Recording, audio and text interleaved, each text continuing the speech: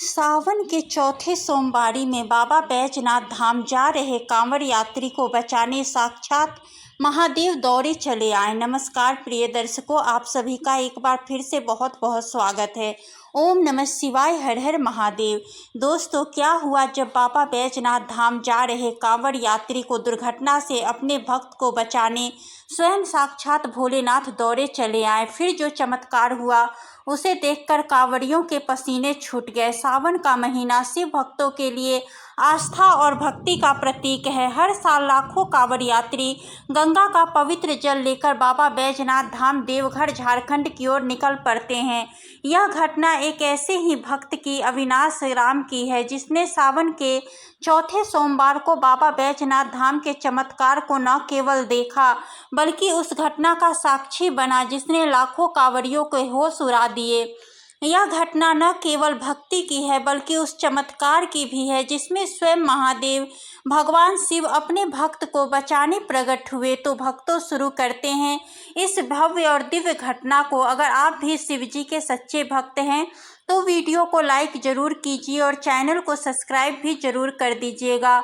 अविनाश बिहार के एक छोटे से गांव सुल्तानपुर के रहने वाले थे। वह एक साधारण किसान थे जिनकी जिंदगी खेतों और परिवार की जिम्मेदारियों तक सीमित थी, लेकिन उनके दिल में बाबा बैजनाथ के प्रति बहुत ही अटूट श्रद्धा थी। पिछले 11 सालों से वह हर सावन में कांवड़ यात्रा करते थे। इस बार उन्होंने एक बड़ा संकल्प लिया था, 110 किलोमीटर की पैदल यात्रा करके सुल्तानगंज से गंगाजल लाना और बाबा बैजनाथ का जलाभिषेक करना। सावन 2025 की चौथी सोमवारी आने वाली थी, जो बहुत ही शुभ दिन होता है। कई सालों में एक बार ऐसा दिन आता है जिसमें महादेव अपने भक्तों की मनोकामना को पूर्ण करते हैं और साक्षात दर्शन देते हैं।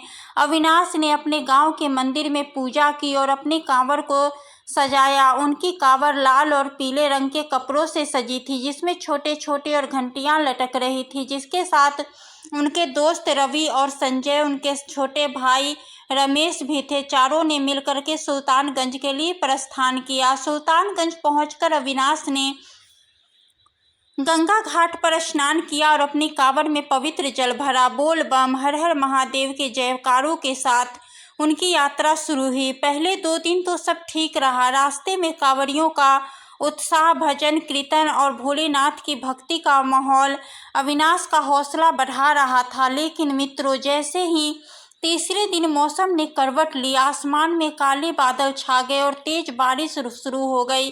अविनाश और उसके साथियों ने बारिश में भी यात्रा जारी रखी। उनके पैरों में छाले पड़ गए थे और कांवड़ का वजन कंधों पर भारी पड़ रहा था, लेकिन अविनाश का संकल्प अडिग था। वह बार बार बाबा बैजनाथ का नाम जपते और कहते, बाबा आपकी कृपा से मैं यह यात्रा पूरी करूंगा। चौथे दिन जब वे देवघर से लगभग 40 किलोमीटर की दूरी पे थे, रात हो चुकी थी।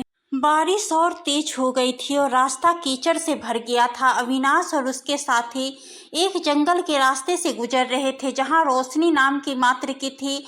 अचानक ही उनके सामने एक तेज रफ्तार ट्रक आया। ट्रक शराब के नशे में था और ट्रक अनियंत्रित होकर उनकी ओर बढ़ रहा था। अविनाश के दोस्त ने चिल्लाया, बचो, लेकिन अविनाश उस पल में स्तंभ रह गए। उनके कांवड़ जमीन पर गिर गई। कांवड़ जमीन पर गिरी और गंगाजल का एक लोटा जमीन पर बिखर गया। ट्रक उनकी ओर तेजी से आ रहा था।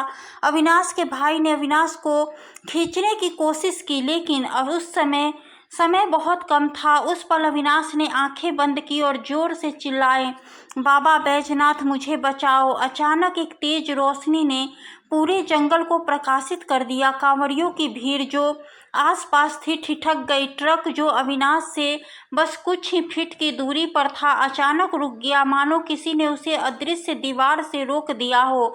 ड्राइवर ने बाहर झांका, लेकिन उसे कुछ समझ नहीं आया। तभी अविनाश ने आंखें खोली और उनके सामने एक विशालकाय आकृति थी। लंबे जटाजूट, त्रिशूल लिए और गले में सर्प लपटे हुए वे स्वयं कालों के काल महाकाल बाबा बैजनाथ थे। उनकी आंखों से दया की शक्ति और झलक रही थी। अविनाश की सांसें थम गई।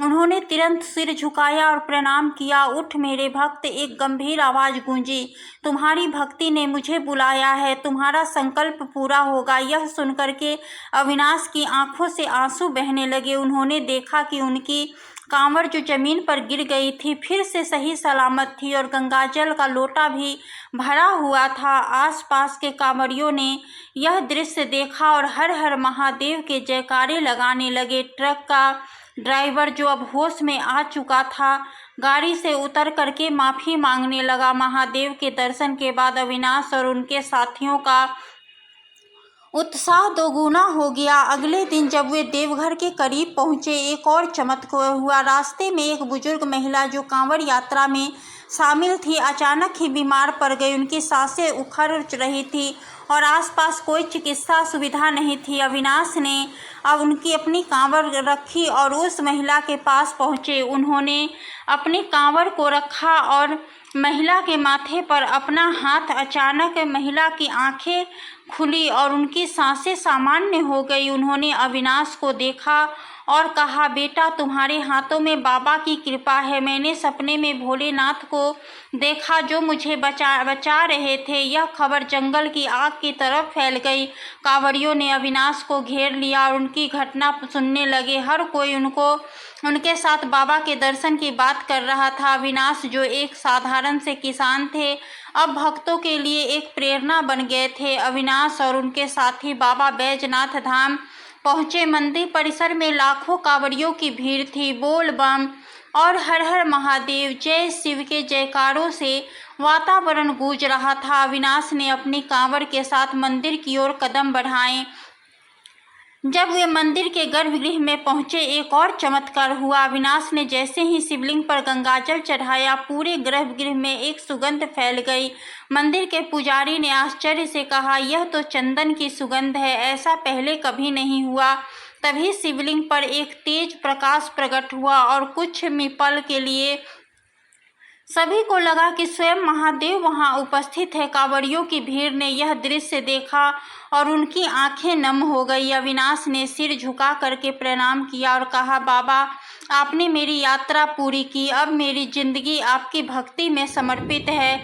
अविनाश की यह कहानी बाबा बैजनाथ धाम से निकलकर पूरे देश में फैल गई। लोग उनकी भक्ति और महादेव के चमत्कार की चर्चा करने लगे। लेकिन मित्रों, अविनाश ने कभी भी प्रसिद्धि की इच्छा नहीं की। वे अपने गांव लौट आए और खेती के साथ साथ भोलेनाथ की भक्ति में लीन रहने लगे। हर साल सावन के महीने में अविनाश फिर से कांवड़ यात्रा पर निकलते हैं।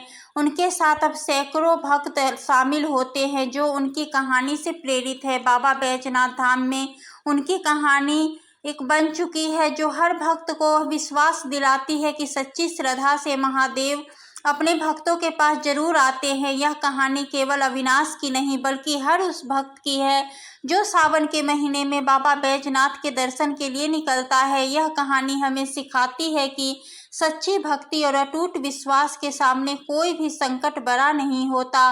भोलेनाथ अपने भक्तों की हर पुकार को सुनते हैं और जरूरत पड़ने पर स्वयं प्रकट होकर उनकी रक्षा भी करते हैं। हे भोलेनाथ, हे बाबा बैजनाथ, आपकी कृपा हर भक्त पर ऐसे ही बनाए रखना। तो प्यारे दर्शकों, आज की यह कहानी आप सभी को कैसी लगी कमेंट करके ज़रूर बताइए। वीडियो अच्छी लगी है तो लाइक कीजिएगा, चैनल को सब्सक्राइब कीजिएगा और कमेंट बॉक्स में हर हर महादेव, जय भोलेनाथ ज़रूर लिखें। मिलते हैं नेक्स्ट वीडियो में, तब तक के लिए धन्यवाद।